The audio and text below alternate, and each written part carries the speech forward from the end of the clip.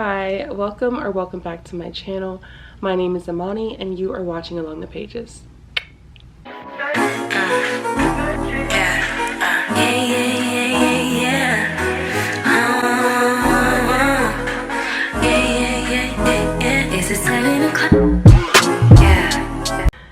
Oh my goodness guys, I'm so freaking excited about today's video. It is October 3rd today. Let me double check that. Yes, October 3rd, which means I probably should be wearing pink for Mean Girls, but I didn't even realize I put on orange and orange for like pumpkins in October. I'm so excited because this is also my birthday month, and just fall in general, October in general is my absolute favorite time of the year. So that being said, it's time to get some new fall book favorites. It's time to have some spooky reads, some romantasy, just everything that just encompasses the fall October vibe. So without further ado, I am presenting to you my October TBR. So because I will be filming and posting throughout this month, obviously, because I'm trying to be more consistent with you guys, you will see some of these books read and some of them not. And whatever I don't get to read this month, I plan on reading in the month of November. Because it also is going to depend on what mood I'm in. Mood readers, you guys know. So let's see. So for the first book, I actually have it because I bought it yesterday. I'm so excited for this book. I have not read not nearly enough Black authors that have romantasy. I don't know if this is romantasy. I think this is like a gothic fantasy, but I feel like it probably has romance in it. Let's just be for real. And that is none other than Immortal Dark by Tigis Girma. And for a synopsis, in a dark academia fantasy, an orphan heiress must navigate an arcane society of vampires at an elite university to find her lost sister and confront her family's dark legacy. That's all we know. But just like, look at this. Excuse me. I got this edition from Barnes & Noble, and it says, "No soul can enter without invitation." Let's see, like, the inside of it. It looks like when you get a library card. Oh wow, oh my gosh, please, are you kidding me? Oh my gosh. It says, "Seek mind above blood, and if you must bleed, use it as ink." Ooh. Okay, so I'm really excited about this book. I don't know too much. We don't go into books knowing too much, but I do know that, because I don't think it mentioned it, this has vampires. So Black fantasy, dark academia, and vampires. This book is the author's debut novel, and it hit the New York Times bestseller list immediately as soon as it came on shelves. So that tells you everything that you need to know. It also has a blurb here from Chloe Gong, which is also a well-known author. I don't believe I've read anything from her, but I have a few of her books that are on my list that I would like to read. The blurb says, "Entirely irresistible, you won't be able to look away." And she is the author of These Violent Delights. So, yay! Love this, love this. And then a lot of these other books I'm just going to be reading on Kindle because your girl is trying to save some money, so I don't have physical copies for the moment. The next one that I have on my list is Evocation. It's so hard for me to say this word. By Evocation. I'm pretty sure it's Evocation. By S.T. Gibson. And if you don't know, if you've been around for a while with me, then you know I love S.T. Gibson. She is the author of A Dowry of Blood, as well as An Education of Malice. This is one of her other books. A Boston attorney and secret society medium faces his impending death as the devil arrives to claim his soul, forcing him to seek help from his ex and his wife. This is dark. Okay, let's click on it because it may give me some more on it. Yes. So, let's see. As a teen, David Aristarchov was a psychic prodigy, operating under the shadow of his oppressive Oculus father. Now, years after his father's death and rapidly approaching his 30th birthday, he is content with the high-powered life he's curated as a Boston attorney, moonlighting as a powerful medium for his secret society. So this is always going to give dark vibes when it comes to S.T. Gibson. Not dark academia, but dark fantasy, or not fantasy, yeah, dark fantasy. I really just don't know too much about this book. I mean, I just gave you guys a blurb and I really excerpt from it, and I still don't know. So that's that one.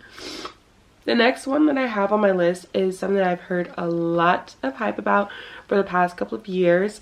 And I have read from this author, I've watched from this author because her movie just came out, which that is none other than, drumroll please, Verity by Colleen Hoover.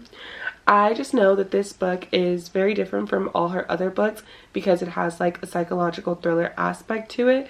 So it's, again, very dark, perfect for fall and October. It says, Lowen, a struggling writer, uncovers a hidden manuscript in the home of a famous author she is working for, leading to chilling revelations and moral dilemmas. In this psychological thriller, love and truth collide, leading readers eager to unravel the mystery. So that's all that I want to know going into it. It's dark, it's mysterious, and I heard that it's a really big plot twist within this book that people just go crazy for. So yeah, I'm just interested. And I also have heard that it's pretty scary, so I think it's perfect for October. Okay, so this next one, haven't heard too much about it. Really, I've only seen one other creator talk about it, but I've seen it so much in Target. I didn't buy it because your girl is trying to be frugal here, okay? But I'm gonna read it on, get it on Kindle. It's always gonna be cheaper if you get it on Kindle, and that's just a fact. The Spell Shop by Sarah Beth Durst. And for the little excerpt, a cottagecore romantasy about a woman's voyage to the low-stakes market of illicit spell selling and the high-risk business of starting over. So this isn't like such a high-stakes book, unlike, let's see, like, I believe, I'm pretty sure Immortal Dark, this is giving high stakes. This one, The Spell Shop, it just looks very cutesy. It's a little, yes, a little romantasy, so we're gonna have some romantic aspects, some fantasy, some spell casting. It just looks very witchy, and it's October, so it's the perfect time of year for that. For the next book that I plan on reading throughout the fall season, but hopefully in October, is Frida McFracken's new book, The Boyfriend. I love Frida McFracken down, okay?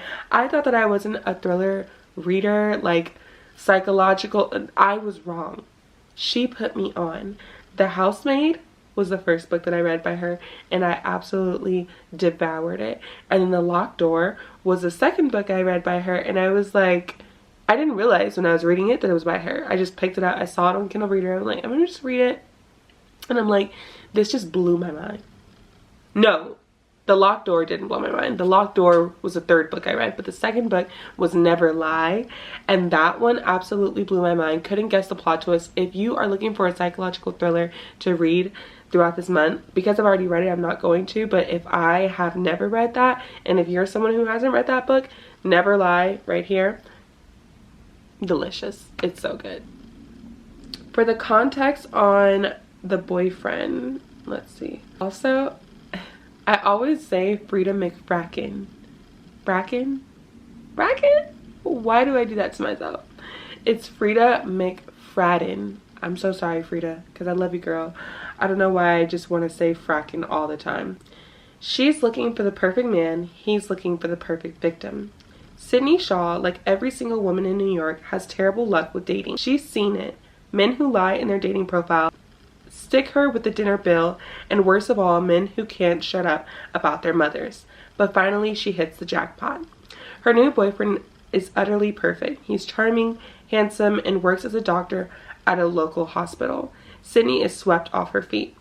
Then the brutal murder of a young woman, the latest in a string of deaths across the coast, confounds police. The primary suspect, a mystery man who dates his victims before he kills them. And that's all we need to know. I'm so used to reading romance books where I'm like, oh, they're gonna live happily ever after, but obviously it's Frida McFadden and it's a psychological thriller, so you know they're not gonna live happily ever after. But how is it gonna play out? You can think that you're gonna guess her books. You're not. You're never gonna guess her books. And I like to champion myself as queen of guessing plot twists, especially in like a psychological thriller. But no, babe. Okay, so the next one is something that I've already began reading, but I do want to finish within this month, and that is That Time I Got Drunk and Saved a Demon, and this is by Kimberly Lemming. It's literally a romantasy, but it's light, it's frilly, it's not high stakes, and the language in here, like the way, the dialect, it is so good. Like, it's the way that the character talks is very modern, how we would speak now, but then it has aspects of, you know, like the Renaissance era, or actually not even the Renaissance, a little bit earlier than that. Just how like, you know, old school Sarah J Maas, like that era of like mead and eating freaking dried meat and bread and butter type of thing. So it's set in that kind of atmosphere, but it's light, which is really nice and refreshing, because typically when we're reading in that atmosphere, it's high stakes, it's very dark, it's really hard to, not hard to get through the book, but it takes a longer time because of the world building. This is something that is so light and so frilly and fun, but also has that fantasy aspect that it's easy to get through. I made it halfway through the book and I just stopped because it was during summertime and I just really wasn't in that mood for it, but I definitely am looking forward to finishing it this month, as well as this author has 2 other books within this series that are in the same kind of genre. Just to give you a little synopsis, a spice trader Cinnamon's quiet life is turned upside down when she ends up on a quest with a fiery demon. Quirky rom-com fantasy that is sweet, steamy, and funny as hell. All she wanted to do was live her life in peace. Maybe get a cat, expand the family spice farm. Really anything that didn't involve going on an adventure where an orc might rip her face off. But they say the goddess has favorites, and if so, sin is clearly not one of them. So yeah, this girl basically ends up somehow accidentally saving the life of a demon and then finding herself on a quest with said demon. So, and look at the cover. Look at this cover. It is beautiful. The next book that I plan on reading in the month of October, or in the month of November, but definitely within this fall season, is The Weight of Blood. This is by Tiffany D. Jackson. Hold on. I got recommended this book on TikTok and I did not even look at the author's name. I just saw The Weight of Blood and I liked what I was hearing about it, typed it in, put it in my list, and I didn't even see that it's by Tiffany D. Jackson. I love Tiffany D. Jackson. She is an amazing author, so I'm really excited to see what she does with this book. When Springville residents, at least one still alive, are questioned about what happened on prom night, they all have the same explanation. Maddie did it. An outcast at her small town, Georgia high school, Madison, Washington, has always been a teasing target for bullies, and she's dealt with it because she has more pressing problems to manage. Until the morning a surprise rainstorm reveals her most closely kept secret. Maddie is biracial. She has been passing for white her entire life at the behest of her fanatical white father, Thomas Washington. After a viral bullying video pulls back the curtain on Springville High racist roots, student leaders come up with a plan to change their image, host the school's first integrated prom as a show of unity. The popular white class president convinces her black superstar quarterback boyfriend to ask Maddie to be his date, leaving Maddie wondering if it's possible to have a normal life. But some of her classmates aren't done with her just yet, and what they don't know is that Maddie still has another secret, one that will cost them all their lives. So this is a Carrie retelling, which is perfect for fall and October and Halloween, okay? If you've never seen the movie Carrie, what are you doing? Basically, it follows this... What is it? It's like, I don't want to even tell you what it's fully about, but it is a thriller and it's a classic. And they've redone it a few different times. I think it's actually based on a book, but needless to say, this, The Weight of Blood, is a retelling of that. And it just sounds super, super good. And Tiffany D. Jackson, sign me up. It's the perfect vibe for October. The next book is none other than Ace of Spades, which is an oldie, but I heard goodie, and I have yet to read this book, and I've only heard nothing but amazing things about it. This is Ace of Spades by Farada Lamide. You heard me. When two Nivea's private academy students, Devin Richards and Chiamaka Adebayo, are selected to be a part of the elite school's senior class prefects, it looks like their year is off to an amazing start. After all, not only does it look great on college applications, but it officially puts each of them in the running for valedictorian too. Shortly after the announcement is made, though, someone who goes by Aces begins using anonymous text messages to reveal secrets about the two of them that turn their lives upside down and threaten every aspect of their carefully planned futures. As Aces shows no sign of stopping, what seemed like a sick prank quickly turns into a dangerous game. With all the cards stacked against them, can Devin and Chiamaka stop Aces before things become incredibly deadly?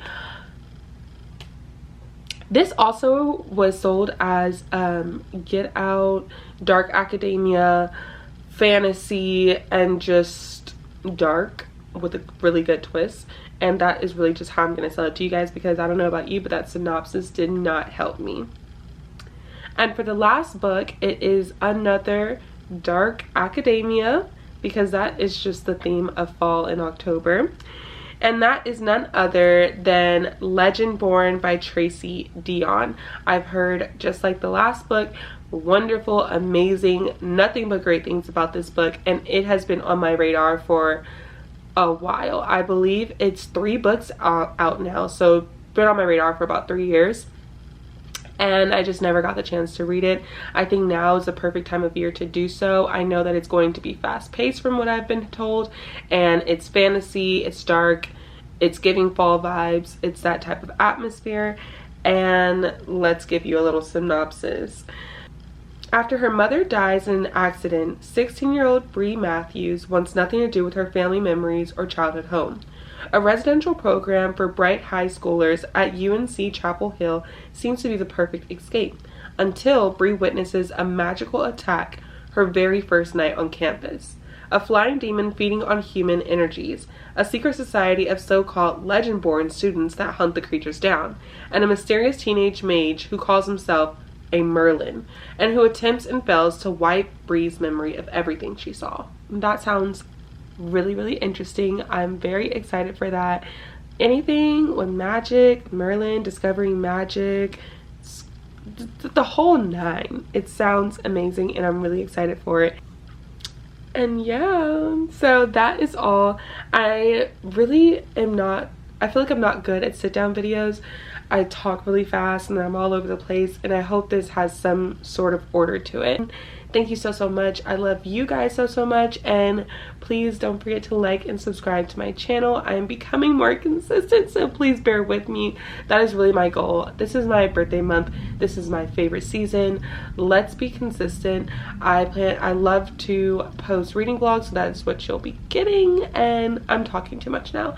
So once again, thank you guys so much for watching. I love you so much, and I will see you in the next one.